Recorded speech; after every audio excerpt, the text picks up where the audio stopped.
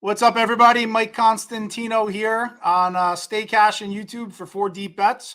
I'm going to be breaking down the UFC 294 card in its entirety from a betting and DFS perspective. We generally do this for all of our subscribers behind the paywall, but with the fight starting tomorrow at 10 a.m. and wanting to do it tonight on Friday, we decided to open it up to the public. So I hope everybody enjoys it. And what I usually do is I start with the first fight of the night. We talk about it. We touch on DFS, the bets, the props, etc. And then at the end, we pivot to more DFS centric, and I run through all the prices from top down, bottom up, middle out, and we talk about our plays for the week. So let's get started here with the first fight of the night. We have the long-awaited debut of Shara Magomedov. Shara Bullet, as he's known, is a very scary 11-0 Dagestani fighter with one eye, tons of power, very good kickboxing background, very powerful punches, kicks, knees, elbows. He's even had a flying knee knockout. Very hard to deal with him, and he's a handful both in the cage and out of the cage. He's known for getting in street fights. As a matter of fact, if you Google, there's an incident at a mall in Dagestan where he was going down an escalator and there was a couple in front of him, and the guy like leaned in and kissed his wife. And Shara Bullet took exception to that public display of affection in public, and they got into a big fight. And then you see on the security camera later him waiting outside and like knocking the guy out. So kind of in and out of trouble. And I joked with somebody in the past. I said he's like a bad boy per se, but very dangerous fighter. He's getting Bruno Silva, and Bruno Silva's tough in his own right. 20 knockouts in his 23 wins. Something about Bruno Silva, though, it's interesting I've noticed is that the UFC kind of always gives him to I don't want to say a stepping stone, and he's definitely a very good fighter, but like when Alex Pereira, needed a good fight to kind of be put over the top, I mean, they put him in there with Bruno Silva. The problem here, where he was able to wrestle a little with Pereira and escape without getting knocked out, is that Shara Bullet here has tons of power. He's younger, and I just think he's going to put the pace here on Silva, who's been knocked out, 7 out of 9 times in his losses. So I think this is a good spot for the debutant. I think they want to feature him. They put him in the first night here in Abu Dhabi, which is very important to note. The travel, the home card, a lot involved. So I like Shara here. There's not much of a discount by playing him inside the distance. So this is a very favorite heavy card. You kind of take what's given to you. Last week for Stay Cash, and I gave a free bet, and it was Charles Oliveira as a plus 140 underdog. So some weeks we're on underdogs and some weeks we're on favorites. This card here in particular, there's a lot of decent sized favorites that I do think are going to win. So, we're going to attack them with some parlays, which over the long term isn't the most profitable strategy if you're not doing them correctly. And when I say by that, you can't put like 3, 4, 5 people and hope for all these correlated outcomes. But what you can do is take, 2 fighters that should win a percentage at a time, 70%, 80%, and put them in a parlay. You could even lead with one early and one late, and then come back and hedge out of it. You can calibrate a profit to your liking, or you could perhaps even narrow down a path and take a semi-hedge with the other fighter to win with his most likely path: decision, knockout, submission, etc. So I'm on Shara here. Not enough of discount inside the distance, but I will find my way into parlays and use him as a parlay piece. As far as DFS, I like him as well. Bruno Silva at 7,600. You're going to be looking for value this week in your DFS lineups, and depending on your contest entry, whether it's single entry, cash games, large field GPPs, I'm not going to get this Silva here in a 1 lineup build or 3, but if I'm playing 10 lineups, I might put 2 Silva in there, but I do think Shara gets it done. All right, next fight, we have we have Victoria Dudakova, who actually missed weight very slightly. She missed weight today by 0.6 pounds. And to be honest, she didn't look that great. She looked a little worn. Then later at the ceremonial weigh-ins, once she hydrated a little bit, she looked better. I know a couple of people out there in her camp, and they, weren't that concerned with it. And I don't know if it's going to come into play so much here. And if it does, it might even help her that she didn't have to sweat out those last couple of ounces. So you have Jin Yu Fry here, a veteran of the sport, but she's 14 years older than Dudakova, and she's on a 3-fight losing streak. So she's now 38 years old, facing, an up and coming prospect who, is undefeated at 7-0 with 6 wins by finish. And it's a very, very tough task. And, a lot of this is about business. And we talk about business all the time when you make fights. At the end of the day, the fighter still has to get in there and fight and perform, and you can only handicap up to a certain degree. But when you really look at the logistics of this, fights in Abu Dhabi, let's say 9 Dagestanis being featured, a fighter from India, a top prospect here, undefeated girl from Russia, and they're flying in Junyan Fry to be the opponent. 38 years old, 3-fight losing streak. They're not flying her all the way to Abu Dhabi to feature her and hope that at this age she gets her win and stays alive. I mean, they're feeding her to Dudakova. I mean, everybody knows it.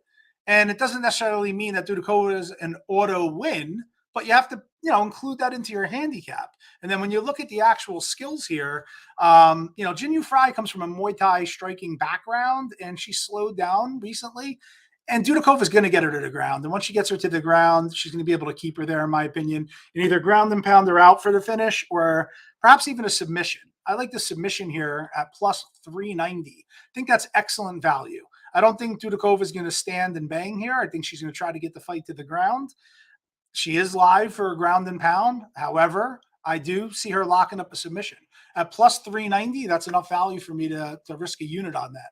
I have a 1-unit bet on plus 390 on the submission. I also, in my betting blueprint, which will be released to our subscribers, I said I had Dudakova also in a parlay. And if I think she's going to win by submission, she has to win the fight, right? So let's say she wins the fight by decision. What I'm going to look to do is cover my outlay with a Dudakova parlay piece. So I'm going to sneak her into a parlay. And if she wins by submission, we're alive on both legs.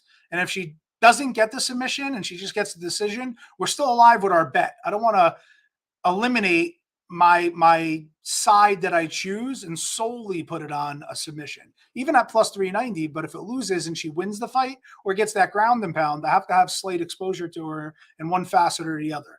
So I'll take a small piece of her in a parlay, but I also will take a shot here on the submission plus 390. Let me check the comments real quick. I just want to see who's been popping in and out and getting some texts, getting some DMs on our Discord. Thank you very much, everybody that's here. I see Iconic, Vinny, Gambardella. First time I've seen you here, Vinny. Thank you. Welcome, Melto, Blackjack, Hunter, Kim. What's up, Kim? Jim Foister, The Fly, Scotty. Appreciate you guys taking the time to be here live. And this will also be obviously recorded and posted later. So let's keep it moving. And if at any time anybody who is here live has any questions, just drop them in the chat and I'll continue to check bets, DFS, props. Next fight, this is like a heads up fight. Like this is one where, you can't fall in love too much with. Nathaniel Wood against Naimov here. Naimov is tough. He's very, very powerful. He won his UFC debut in a 2nd-round knockout with Jamie Malarkey, who, was doing okay in the fight until he wasn't doing okay anymore. And that's the type of power that Naimov has. Nathaniel Wood has way more volume. He's got very good jab. He's got a good, powerful leg kicks, and he does a great job of like using the stiff jab to set up the low kick behind it. And I also think he has a cardio and a wrestling edge. But, having good power is a big equalizer, that can end the fight at any minute. It's enough to scare me off the Wood side. I do think that Wood wins the fight overall. I think if Wood withstands that early onslaught or the big punch, he takes over and wins the fight. But with the line, where it's at, I mean, Wood is minus 330. I just don't trust it enough to even use it as a parlay piece with so many other mid-range to like bigger favorites that I am confident about, when we go later in the card. So you don't really want to force it. And I don't like the Wood path to victory being a submission or a knockout. So I find myself like right in the middle where the Naimov KO is live, but not really live enough for me to bet it because I do think Wood wins, but not with enough confidence to bet on Wood that I don't think he can get knocked out. And as a matter of fact, he's been knocked out in 2 of his 5 losses. So this is the type of fight where I try to stay away from because it does have that unpredictability to it. I'm trying to really focus on these spots if I'm betting a favorite and using it in a parlay where I think he has, a definitive path to victory. So like where I'm saying like Naimov could knock him out or could take over, versus like saying like later on, you're going to hear more conviction from one of these big fighters. Even Dudakova. I mean, like I have more confidence in Dudakova in a female fight beating, Jin Yun Fry, or even in a debuting Magomedov, Shara Bullet over Bruno Silva. A lot more confidence in the ability to put him in parlays where, I'm going to hold off here on Wood. Now, this next fight is actually pretty tricky too, because I just mentioned the business of UFC. Now, keep in mind, UFC standalone is a multi-billion-dollar company. Now that they merged with the WWE, that little spinoff is a multi-billion-dollar company. And this entire, entity is owned by, a multi-billion-dollar company, and the rights deals with ESPN, which is owned by Disney. Big business, right? So in this fight here, you have one fighter, okay, fighter A, let's say, an American, 0-3 in the UFC, and you're going to fly him to Dubai. Now, on the other side there, we have Anshul Jubli, who's the only Indian fighter in the UFC right now, and he's undefeated at 7-0. Now, anybody that knows media, India is one of the largest media markets in the world. China, India, all these huge media markets globally. And you don't think that the UFC, Disney, and all these parent companies want to penetrate that market just like they did with China? They did a great job, with all the Chinese fighters and building a UFC performance institute in China. I mean, this is big business, right? But at the end of the day, I said you still have to get in there and fight. But they sure are serving Anshul Jubli a very winnable fight, who I believe is the A side here. They want him to win. I mean, let's be frank. You don't fly in an 0-3 American Mike Breeden, who actually missed weight here, guys. He missed weight by 4 pounds. And he's fighting Anshul Jubli, who looked great. He's fit. I think he's technically sound everywhere. He can strike. He can wrestle. He can grapple. He's the fighter they want him to win.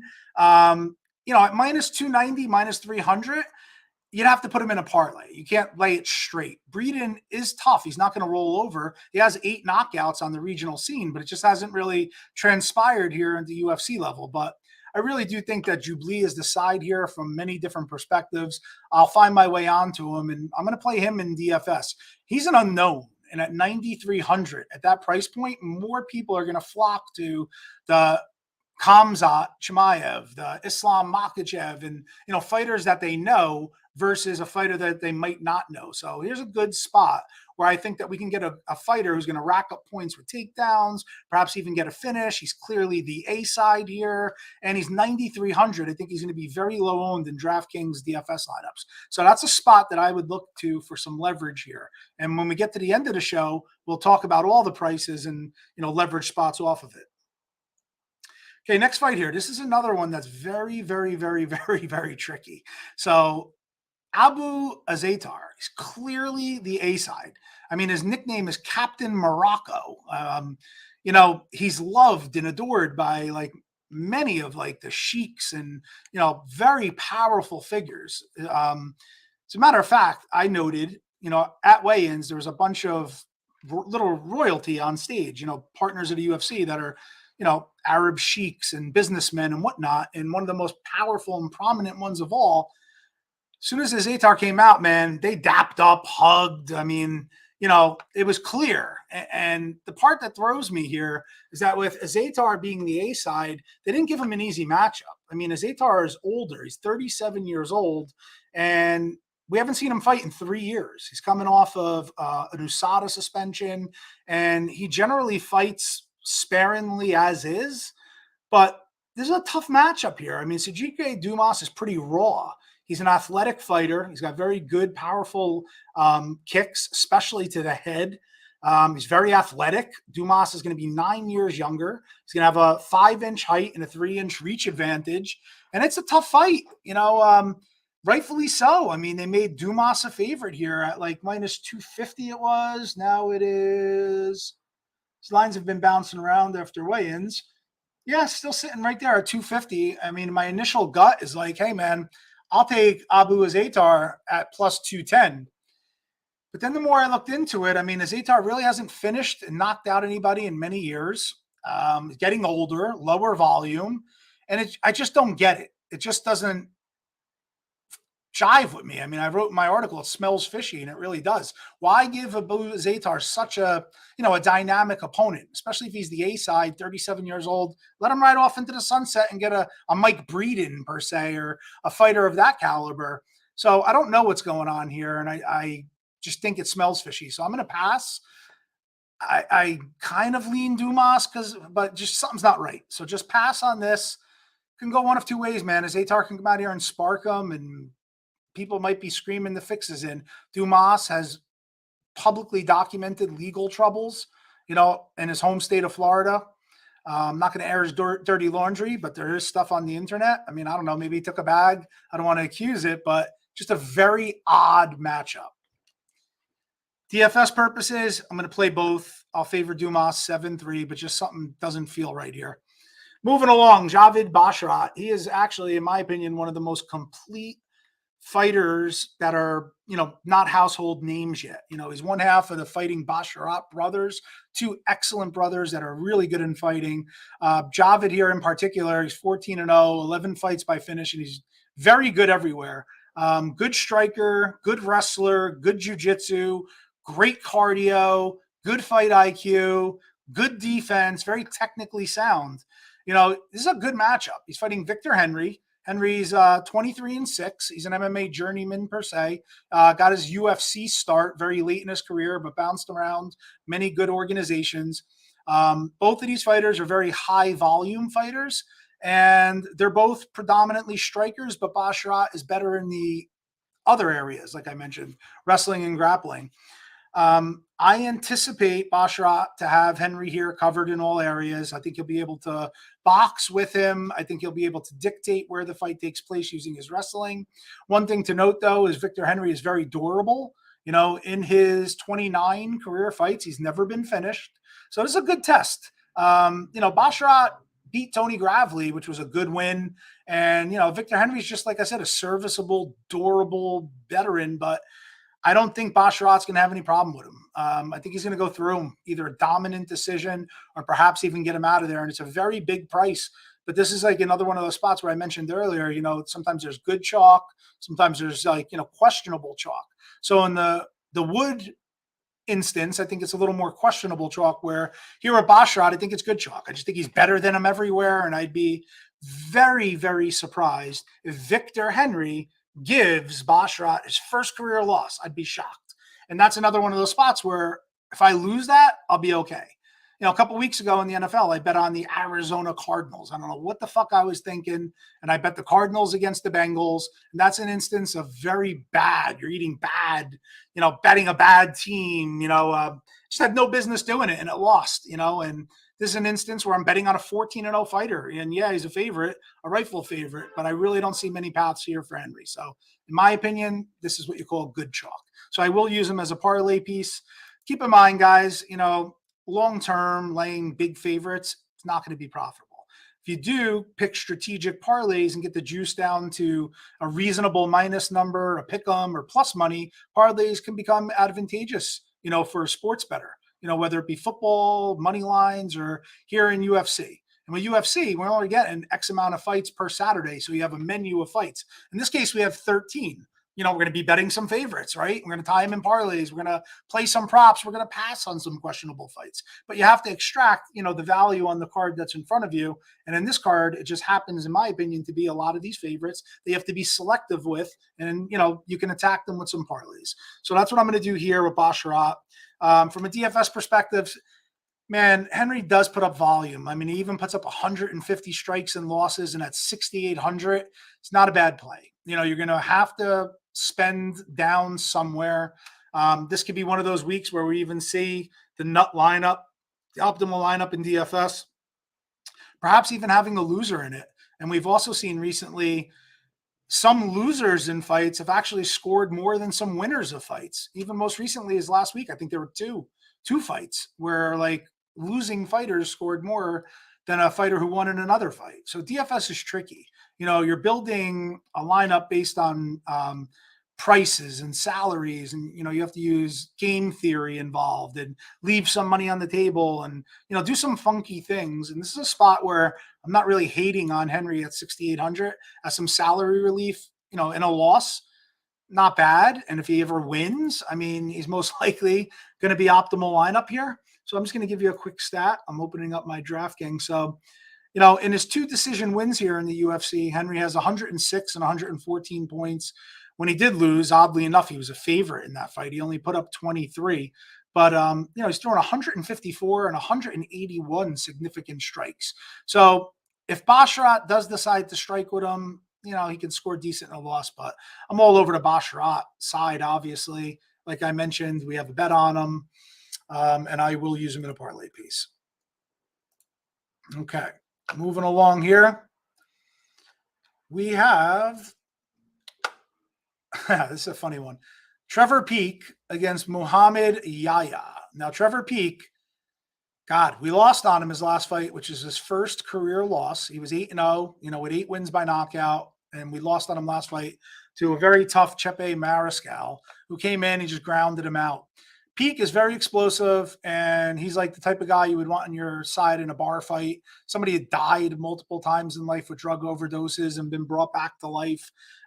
Crazy, crazy fighter. Throws every strike with 100% knockout intentions, bad intentions. And he's also got a very good chin. He's built like a cinder block where it's very hard to put him away. What he does lack in is any aspect outside of big fucking punches. Like he's got to work on his wrestling. He's got to work on his jiu-jitsu. He's got to work on his striking defense. He's got to work on a lot of things. But in that blender of him coming at you, I mean, Chepe Mariscal is very tough, very durable, veteran of the sport, and he was able to withstand it and get the win, but he still wasn't able to finish Peek. Now, in this situation here, we have Muhammad Yahya, who, again, odd matchmaking because he technically should be the A side here in Abu Dhabi, and he is the UAE, United Arab Emirates, Warriors champion. So he's a hometown fighter, another guy that got the dab from the boss on stage. I don't want to misquote who he is, but I do know he's one of the most prominent partners of the UFC representing Abu Dhabi, maybe a sheik. I don't want to misquote exactly who it was, but right next to Dana White, prominence, and everybody showing their respect. Tough matchup for them to throw here. I mean, Peek, like I said, is a handful, and Yahya, in my opinion, is just an average striker. He fought very low-level competition compared to, most debuting UFC fighters that went through the grinder of LFA and different, American-centric organizations, or even in Brazil, all these tough fight leagues in Brazil. We talked about an Indian fighter. There's not many Indian regional MMA promotions or a lot of talent coming out of that region. So a lot of their previous competition is a little suspect. Yahya has fought, a little bit better than that, but some of his opponents were 4-4. I think his last fight, one guy takes a 5-round decision. It's going to be hard for him to eat all the strikes coming at him from Peek, and especially if Yahya has average striking and is going to want to get his hands on Peek and grab him and take him down, that means you're going to be close enough for Peek to land these bombs on him. And Yahya's striking did not show me that he can earn Peek's respect. I don't think he has enough power to rock Peek and make Peek respect him, where I think Peek can kind of eat it and just go right through him.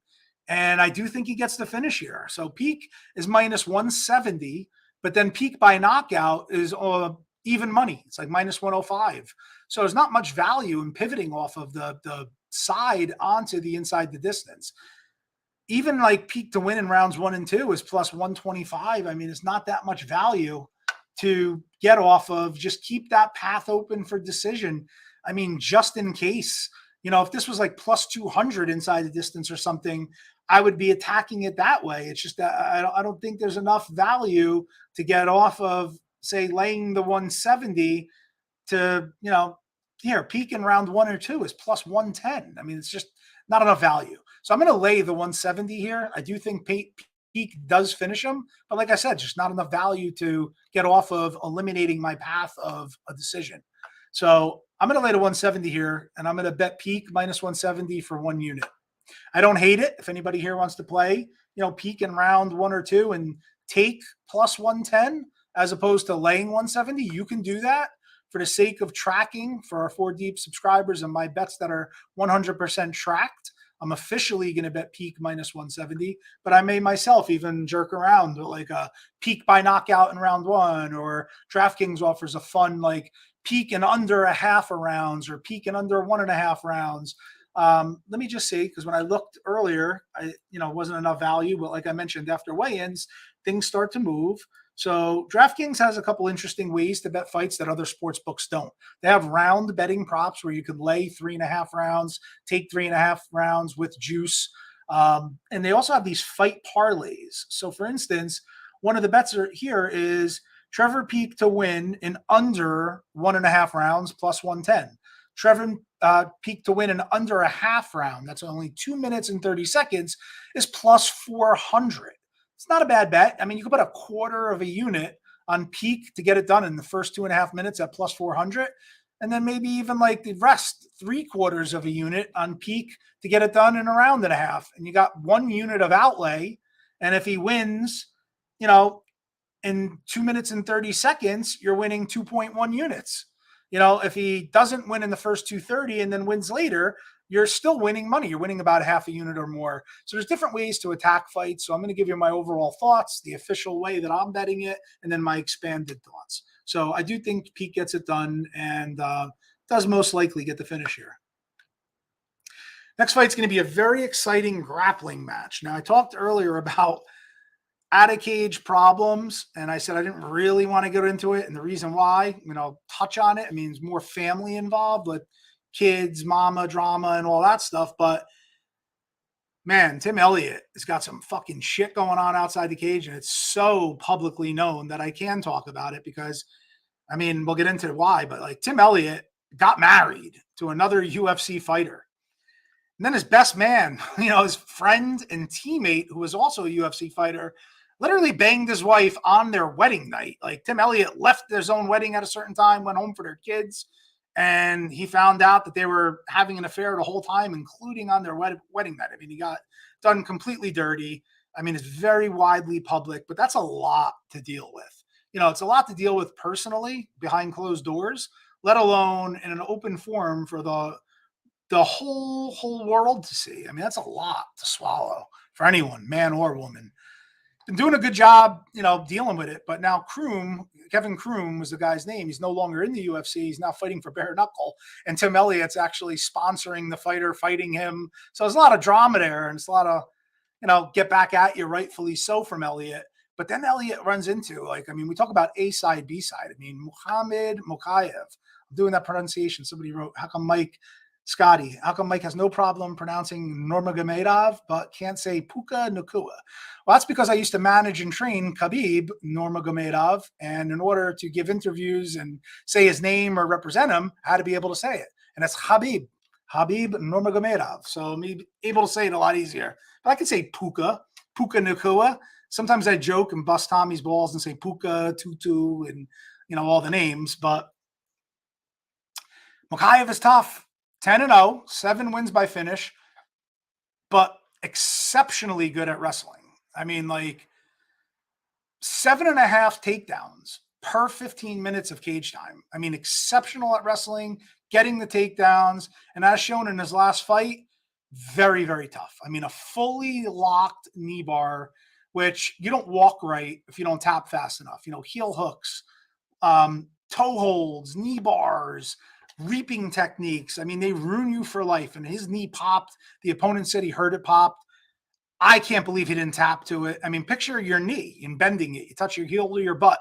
Now picture it bending the other way. I mean, it doesn't go that way. And it did, in this fight. And he endured that and did not tap and then came back to get the finish. So he showed not only is he an unbelievable athlete, good wrestling, etc., but he's insanely tough. I like Tim Elliott. I respect Tim Elliott, but Tim Elliott has also shown that he can be finished. He's been finished in 6 of his 12 losses. Makhachev has never been finished. Tim Elliott can wrestle. He averages 4 takedowns per 15 minutes. Well, Makhachev averages 7.5. On top of that, Makhachev is 14 years younger. He's the side here, guys. The A side, good matchup, exciting matchup.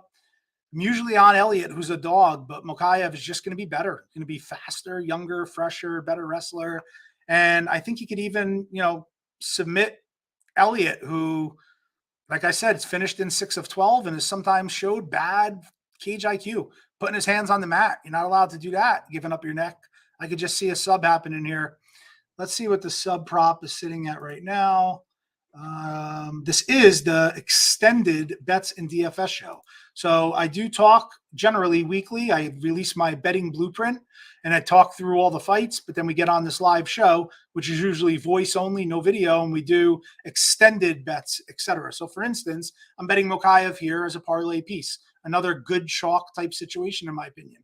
But on the extended bet show, we might talk about method of victory. So in this case, Makhachev to win any method inside the distance is plus 130. That's a good bet. I mean, I think the Makhachev can and will finish Elliott. So at plus 130, you're getting him to win by either knockout or submission. So for an extended bet, I like that. Makhachev inside the distance plus 130. Makhachev by submission plus 200. So let's talk about that. Makhachev by TKO or knockout plus 750. So what that tells you is he's either going to win a decision, most likely outcome, second most likely outcome by submission. I wouldn't rule out a TKO because they also come from ground and pound, not just, on the feet. But I like the inside the distance, which covers it all at plus 130, or just him to win as a parlay piece, which is, your much bigger outlay. You're laying minus 395 on that. But as a parlay piece, I don't mind it. So that's how I'm going to attack it. Makhachev in a parlay. Elliott, generally a good DFS play. If you think that this fight can go the distance and Elliott could have some wrestling success, you might want to look to, play him at 6,600. We talked about Henry earlier at 6,800. I also talked about the possibility of maybe just no underdogs winning and, a loser being in the optimal lineup, where Henry's not going to have any takedowns. He'll have a ton of volume. And Elliott here, might not have a ton of volume, but he quite possibly could get a takedown. Now, Makhachev has been taken down two times in the UFC, once by Malcolm Gordon and once by Cody Durden. So, he has shown that he could be taken down. Now, in that case, Gordon and Durden are much bigger than Makhachev. Elliott is slightly bigger, looking at the weigh-ins today, but, more in Makhachev's wheelhouse where, Gordon was like 6 inches taller, and Durden's like bigger and a little more physical. Not out of the realm that Elliott, can't get a takedown, but I just think that it'll be hard for him to control Makhachev, who's very good at scrambling and getting back to his feet. So I'm on Makhachev here. That is the featured prelim. So now we head into the main card. What a main card it is. We have very good matchups here, very good fights, interesting spots. The first fight here to kick off the main card is Said Nurmagomedov against Muin Gafurov. Now, you hear Nurmagomedov, you picture Khabib and all the Nurmagomedovs in their wrestling. Said Nurmagomedov is more of a striker. He has shown that he could wrestle, as you can imagine, somebody with that name, but he is a striker. So he doesn't rely on the wrestling. It's very underused, and he much prefers to lock up a guillotine from a standing position rather than taking the fight to the mat. But when on the feet, Nurmagomedov is very dynamic. Spinning techniques, spinning kicks, spinning strikes, jumping knees, very long fighter. And as mentioned, very dangerous with that, the guillotine from the front. And Gafurov here has shown that he can be submitted via guillotine, which offers a very interesting dynamic here where I do anticipate Nurmagomedov to be the much better striker on the feet. Gafurov, he has decent power. He's also a combat sambo champion. So I do anticipate him wanting to get more of a grappling based fight here. And in doing so, if he leaves his neck on a platter, Nurmagomedov is going to take it. And if not, I do think that Nurmagomedov can keep range and piece him up from the outside, and get the win. I mean, Gafurov didn't really, blow my socks off in his first UFC fight. He took it on a little short notice, but, it was John Castaneda. It wasn't, Daniel Cormier, and he got knocked down. He got taken down 3 times, and he's supposed to be the good wrestler, Sambo guy. And, he added a little more significant strikes, but that's not going to jive here versus Nurmagomedov, who will have the advantage in the striking and can hang in the transition, the clinch, the guillotine, and then it's hard to keep him down once down, and I don't see anything that makes me believe that Gafarov can take him down and control him and win minutes. So I'm on the Nurmagomedov side. Another one of those good chalk positions. He's minus 220, minus 225 here on FanDuel. Good parlay piece. Another one of those spots where if he loses, I'd be surprised and I wouldn't be as mad as I was when I bet on the Arizona Cardinals. So I'm on Nurmagomedov here. DFS 8,800, good price. He doesn't normally score well, so we'll talk more about pricing and leverage once we get to that side. Purdy Mania wrote, is Hasbulla fighting? He is not, but he's from Dagestan and he's friends with a lot of the Dagestanis. And a couple of funny things at weigh-ins. He was on stage, and the first notable funny one was when Warley Alves came out, who is in the next fight we're about to talk about. And he's fighting a Dagestani, Aliskerov. Warley Alves went to pound Hasbulla, and Hasbulla turned his head on him and left him hanging and walked away. And then when his boys Dagestani came out, they were dapping and hugging. So props to Hasbulla for keeping it real and not just dapping up the Brazilian just because he put his hand out. So Hasbulla is a real one. Much respect there for doing that. So let's talk about him. Ikram Aliskerov. I actually love him. He's a scary fighter, man. 14-1, 10 wins by finish. He could beat you on the feet, 5 wins by knockout. He could beat you on the ground, 5 wins by submission. His only career loss was to Khamzat Chimaev. I got corrected on the pronunciation today, which I should know much better. But yeah, Khamzat Chimaev is the only fighter ever to defeat him. We saw Aliskerov win in the Contender Series, first round submission. We saw him win in the UFC, first round knockout. Like I said, he can get it done anywhere. Now, Warley Alves on the other side is a fighter who fights hard early and then tends to fade over time.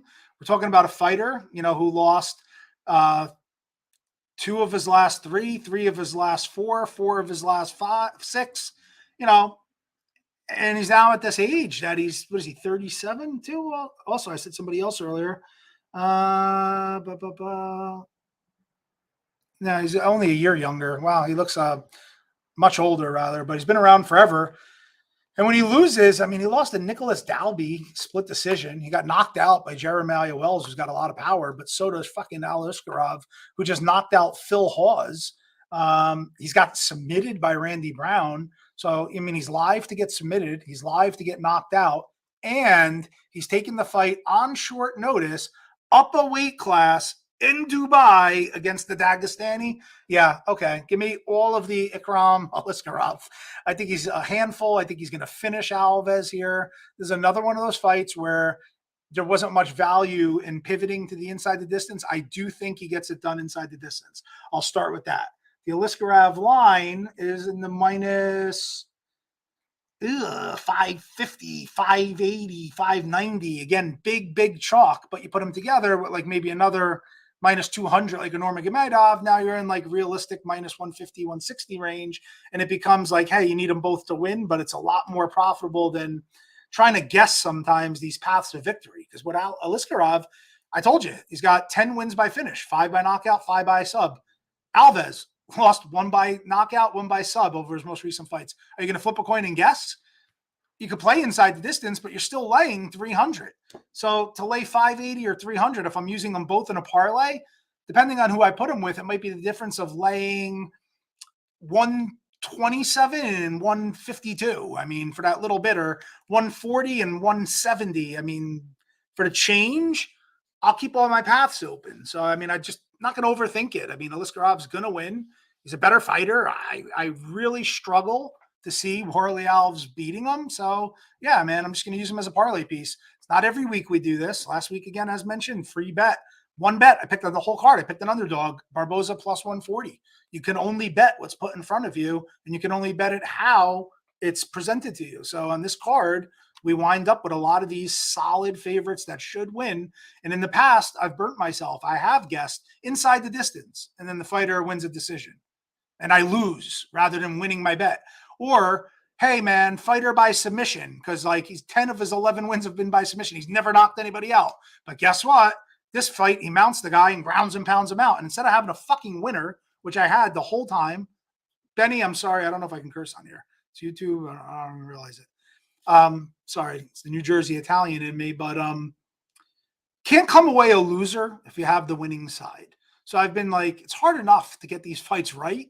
We've seen minus 1000s lose.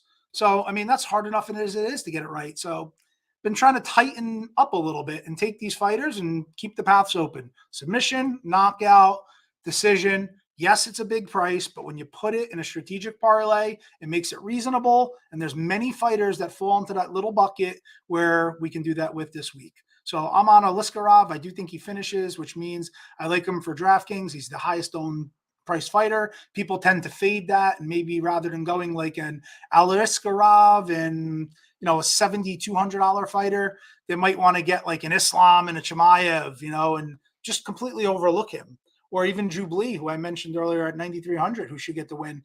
You start a lineup build a little different and go for like the most expensive fighter at low ownership, and then somebody who I think will be completely looked over. And you start there and just hope that those two outscore, the co-main and the main event, which is possible, especially if, one of them gets upset. So a lot of game theory in DFS. Very, very hard, very challenging, very addicting. I'm probably not profitable lifetime in it because it takes so long to learn it, and then even once you learn how to play DFS, it's so hard to win. Otherwise I'd be winning every week. And other players, I mean, we have some of the best DFS players in the world here at 4 Deep Bets and Stay Cashin', and they'll even tell you if it was that easy, they'd win every contest, right? So very hard, very challenging, but like a crossword puzzle, fun to figure out. And that's what I really love about the DFS end. With betting, live betting, prop betting, and all these crazy things, DraftKings laying 3.5 rounds. There's so many ways to bet fights nowadays. And what I like to preach to everybody, it's your portfolio. If you're going to go into the night, the weekend with $100 or $1,000 or $10,000, whatever that dollar amount is, that's what you're going to bet, let's say on this 13 fight UFC card, or you're going to use for this weekend, including NFL and college football and other sports. Or you might do it on a weekly or a monthly basis, but you have to stay within it. So let's say you have a portfolio of dollars to use for a specific event, weekend, or timeline. You want to get your money in good. It's an old poker expression. Get your money in good. When you lose, hey man, you lost, but you lost with aces to somebody who, flopped 3 deuces. You got it in good and you lost. If you do that correctly over time, you're going to be a winning bettor. So we have so many ways to bet nowadays that we could do some DFS, some prop bets, some straight bets, some parlays. So you really got to dive into it, take all the information like this, other people that are out there, and make your best decision. But I'm on Aliskerov here. Next fight, Ankalaev. I mean, really good fight. Magomed Ankalaev against Johnny Walker. Johnny Walker, someone Tommy G and I have been on since his first fight in the UFC. We love him. We loved his energy. Then he broke our hearts. Then he's been knocked out and stiffened as a board. I mean, he's won fights by knockout and submission. He won a fight and then did a celebration, the worm, like an old breakdancing move, and popped out his shoulder and dislocated it and had to take time off. So, I mean, a real madman. Ankalaev is much more reserved. Ankalaev is 17-1 with 1 draw, 9 wins by knockout, but a very low volume fighter who wins by the narrowest of margins, the thinnest of margins, doesn't put a lot of output out there, doesn't wrestle enough. He's very good everywhere the fight goes, but he just leaves it so close that even in his last fight against former UFC champion Jan Blachowicz, it was a draw. Very tough to call. He got his legs beat up on it. Tough fight. Johnny Walker is very good at kicking the legs. Ankalaev is a big guy at 6'3", but Johnny Walker is 6'6". And in addition to having that 3-inch height advantage, he's going to have a 7-inch reach advantage. So if Walker's smart, he's going to use his range, keep Ankalaev on the outside, which is dangerous as it is because Ankalaev is a great kickboxer. But he should start kicking the legs. Now, in my opinion, Ankalaev, coming off that draw where he got his legs eaten up, has to adjust. He's going to have to close the distance. And if he does close the distance on Walker, that leaves you with either punching him in the chin because you're not close to him, where the other guy wants to kick, or grabbing and initiating the wrestling, which Ankalaev should do here. He has the wrestling skills to take Johnny Walker to the ground where he will have his biggest significant edge, and he should do that. Now, will he? We talked earlier. You can handicap the right fight, the right game. You can't get out there and fight for the fighter. You can't get out there and play football for the football player. It still has to happen. But I do like Ankalaev here for those reasons. I think he's going to close the distance and either knock out Johnny Walker, who has been stopped in 5 of his 7 losses, including a handful of knockouts, or he's going to take him down and win the minutes. When Walker is taken down, he kind of lays on his back like a big popsicle stick, and picture like kicking your legs and flailing your arms. He's not really good at getting up. So I anticipate Ankalaev not playing that distance kickboxing game, which will favor Walker. So I do anticipate a more aggressive Ankalaev, and I think he gets the win. DFS, Walker at 7,100 is interesting for GPPs. 7,100, I mean, he's live for a finish. He's live for a decision. Told you Ankalaev fights at low volume. What if he doesn't close the distance like I'm telling you he should do? And if I was in his corner, I'd be imploring him to do. But what if he doesn't? And Walker squeaks out a victory? Hey, man, he ruins everybody's party, and at 7,100, he's good value. So play a little of both. Co-main event. Now, getting into this, the co-main and the main, I'm going to front load it a little bit. On Stay Cash and today, I gave my free bet of the week a parlay between these 2 fights. Now, I said I just don't want to overthink it. You know, Hamzat Chimaev, you know, he's undefeated at 12-0, 11 wins by finish. The first time he went to a decision was against Gilbert Burns. And other than that, I mean, he's finished everybody in the first round except for 1 fight. So people are kind of like forgetting that, having a little recency bias. We haven't seen him in a while.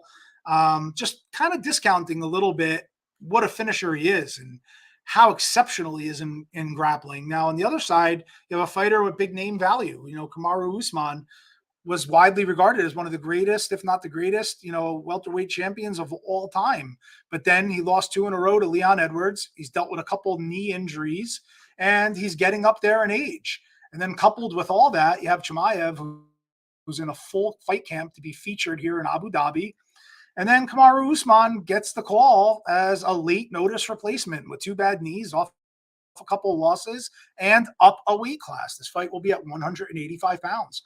I honestly just think that Chimaev is going to run through him. I mean, and it hurts me to say that. I mean, because the respect that Usman deserves as being such a great champion and somebody that really beat everybody, including Leon Edwards once prior to losing the last 2 times. But it's just not his time now. I mean, I told you he's hobbled. He's fighting an absolute monster in Chimaev. And just to give you an example, there's footage on the Countdown show of like Daniel Cormier and Chimaev like jerking around in a clinch. And like Chimaev like picked them up like a rag doll. And Cormier fought at heavyweight, and now that he's retired, he's a little spark plug at like 270 pounds. And Chimaev, I mean, just like effortlessly got the underhooks and like picked them up where Cormier's little feet were dangling off the ground. And he was like, stop playing. And like, I mean, that's serious. I mean, number one, you don't get in on Daniel Cormier and get back, you know, double underhook body control as is, even in a fun pummeling drill. It just doesn't happen.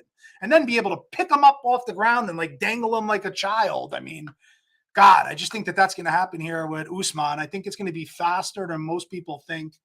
I do see people saying, well, Kamaru Usman is an underdog. How can you not love him? How can you not take him? Well, for the reasons I just said. 2 bad knees, couple bad losses, short notice, up a weight class in Abu Dhabi against an animal of Hamzat Chimaev, who, in my price at 330, 280, 290, I mean, like all different prices all over different sports books. I think that's a steal. I really do. The inside the distance prop, you know, Chimaev to win inside distance is minus 120. Yeah, man, I think he gets it done. I think he gets it done fast. So I'm on Chimaev here. And like I told you, I front loaded this. I did a parlay with Hamzat Chimaev, and Islam in the main event, which we're going to get into right now. I mean, another one of those situations. Islam getting ready for a 5-round main event in Abu Dhabi, A-side main event. Charles Oliveira gets hurt. Alexander Volkanovski takes the fight, short notice. They fought before. It was a great fight. Some argue Volkanovski won. If not, he definitely won 1 round. Some argue it was only 1. Some argue it was he won 3. I mean, it was very, very good fight, very competitive. They each hurt each other. Islam put it on him in, I think, rounds 1 and 2 and dropped him. Volkanovski came back later, dropped him. But Makhachev had the decisive control advantage with the wrestling, you know, got some takedowns. it's a double-edged sword taking this fight on short notice because nobody expects Volkanovski to win, which makes him more of a dangerous fighter because he could fight a little more loose, not so much as tense. And he can come into this fight and say, man, I'm going to lay it all out on the line. If I don't win, I'm not expected to win. And if I do get the knockout, now I just dethroned him and I'm the new lightweight champ. So there's no pressure on Volkanovski. The pressure's on Makhachev. Volkanovski's, clearly not only just getting paid, but he was like gloating about it. He was on the countdown show literally holding a baby on the mat, which was one of his babies he just had. And he's like, yeah, I'm going to take the fight. I'm going to set up my kid's future. And, I'm going to make sure my kid's future. And anybody would take that fight, right? If I'm going to give you millions of dollars and you're a fighter to go fight somebody, you're going to do it, right? I just think that his mindset is there, which, like I said, is a double-edged sword because it makes him a little more looser and more dangerous for the knockout. But how much has really changed since they first fought, other than the fact that Makhachev was in a full camp and Volkanovski's taking it on 10 days notice. So I like Makhachev. Versus anybody else, I might think they lose focus, but these guys, they're so tough. Khabib's whole group of guys, specifically, the Dagestanis, they're training, eating well, praying, not going out and partying, no drugs, no alcohol. They're just training and they're so well coached and the talent around them makes them better. So I don't see him losing focus. I see him being even better, Makhachev, than he was the first time around. And he's big, much, much bigger here, on paper, but also in real life. He's walking around at 200 pounds. He's a big dude. And Volkanovski fights at 145, and he's fighting here at 155. And, Makhachev is going to be, I would say Volk is going to come into the fight maybe at like 165, maybe 167 if he's lucky. And Makhachev, man, in this 155-pound fight, he's definitely going to be north of 185. That's huge. There's no way he's going to lay way less than 185 on fight night. That's a big deal, especially when you have that good of wrestling. DFS, you can play in both. 5-round main event. Volkanovski wins at 7,500. He's optimal. Even if he loses, he could score well and you're paying only 7,500. So, you got to get creative, like I said, for DFS. So, that covers the whole card from an analysis, betting standpoint. We touched on some bets. First fight of the night, Shara Bullet, parlay piece. I like Dudakova by sub plus 390. Peak minus 170. You could play peak inside the distance if you want, or rounds 1 and 2. You could play Dudakova, just on the money line in a parlay. I think that she wins that fight 9 out of 10 times. Makhachev, I like. Saeed Nurmagomedov, Aliskerov, Ankalaev, Chimaev, Makhachev. If you have a V in your last name or a beard and no mustache, I like you this week. So any questions on any bets, props, or DFS specifically, drop them in the chat. I will look at that prior to pivoting to our DFS breakdown, which I will run through now. But let me just look at the chat real quick. All right. This is fucking awesome. Well, thank you. How did the Garangi go yesterday? I believe he won 2 units. I'll ask tonight on the roundtable. I think there was a net win. It's a lot of games. There's 2 Major League Baseball games, college football, NFL, prop bets. Viteful. Okay, unless I missed something, I don't think there's any specific questions. Tommy's demanding I log off, so that's not good. So let me run real quick on the oh, we won. Okay, there we go. Yeah, I thought so. I thought you wound up netting a couple of units. I heard today. So the Garangi won, and now we have a Garangi for the whole fucking month. Get in there now. If Tommy does not win units on this weekend, which he will, especially use some of my UFC shit, T, he's going to smash, and you're going to get a free fucking month. So he will refund your money if he does not win units this weekend, but get on over to 4deep.com and sign up for the month and use the promo code. I got to speed through this DFS because he's kicking me off. Most expensive fighter is Makhachev. I said Aliskerov earlier. Love Makhachev, love Aliskerov, love Basharat, all good, but I like Jubilee at 9,300 to be a sneaky game theory GPP play there. I think he's going to be the least owned of all those fighters. Dudakova at 9,200 because she's a female. She'll probably take less ownership than the top heavy 3, or people want to spend less for Chimaev or Makhachev. So she's sneaky in that range at 9,200 as well. Down on the bottom end, Elliott, 6,600. take your pick, man. You're going to need salary break somewhere. Is it going to come with Elliott and you hope for a grappling fight? Is it going to be with Henry? You hope he puts a volume. Is it going to be with Breeden, who came in overweight? You hope he gets a knockout. You know, you really got to pick your poison there. In the mid-range, I really like Trevor Peek at 8,200. Magomedov at 8,600. Makhachev at 8,700. Are all good, but you're going to have to mix and match. It's going to be very, very tough to find value. You're going to have to take a stance somewhere with a lower-owned fighter, even if it's a Volkanovski at 7,500, and you say, I don't think that Makhachev's going to finish him, and we'll get 5 rounds of punching, kicking, and takedowns, then you plug him in. Depending on your contest, whether it be cash game, GPP, single entry, multi-entry, will be how you attack this. I even have Iconic laughing at me. I don't know what's going on. Need to start roundtable, LOL, laughing my ass off.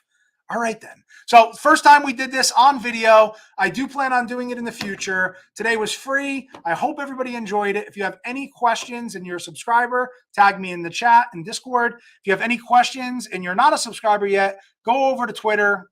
And even if you are a sub, follow me at AMA Fight Club. And I will be happy to help in any way that I can. Thank you very much for everybody tuning in today. And as I always say, let's get the fucking bag. Let's go. Benny, I'm out.